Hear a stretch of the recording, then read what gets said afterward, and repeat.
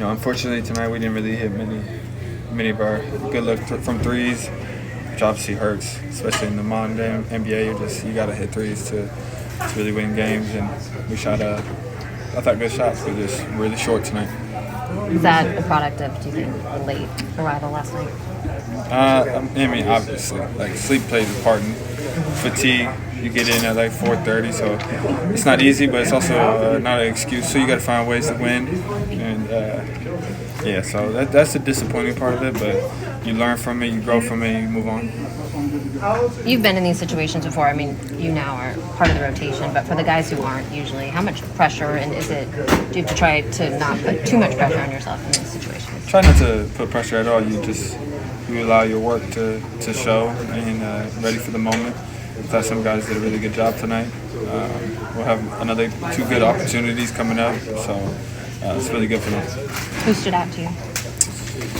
I thought our bigs played really well in the paint at times. Like Luke and Nemi did a great job.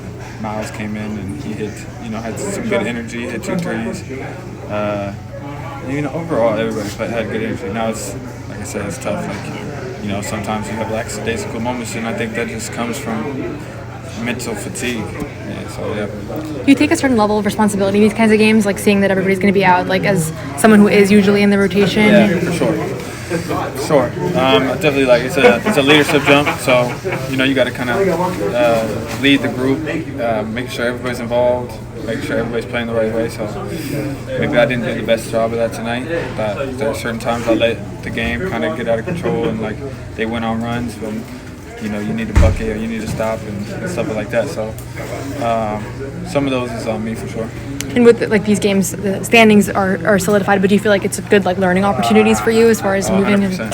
I definitely look at this as a learning opportunity because I'm always trying to grow and always looking to take the next step and stuff like that. So these moments is crucial. You learn how to affect the game in a different position, and like I said, you just learn from it, you grow, and keep moving. What do you do over the next 10 days?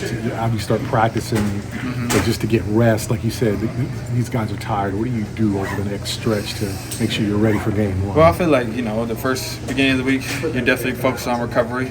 You're getting your bodies right and stuff like that, and then you'll practice. You start game planning. Obviously, we'll have some live stuff, get some live reps and stuff, and be ready for that opening playoff series. But most importantly, it's just getting your bodies fully recovered. I mean, it's been a long season. We didn't have much of an off season, so anytime you take little breaks, you got to take them and fully recover. I think you've only been listed with one thing, like a hip strain. How do you feel physically going into the playoffs? I feel good. The hip strain's pretty much gone now, so that was the only thing this year that bugged me a little bit. But for me, I'm a little fatigued right at this moment, but get some sleep tomorrow and be ready to go. Obviously, the Magic are a team that you could play in the first round. Tonight's game, they had basically everyone that they were going to have for the series available. Do you take anything from this game that you could potentially use in the first round? Yeah, they're big in the interior. They have a lot of long players, so I feel like you got to push the pace against them. You can't really play in the half court necessarily. Now, obviously, we didn't have our full personnel, so there's certain people that can take advantage of that, but I think you got to really push the pace and you got to focus on rebounding. Thanks, Gabe. Thanks.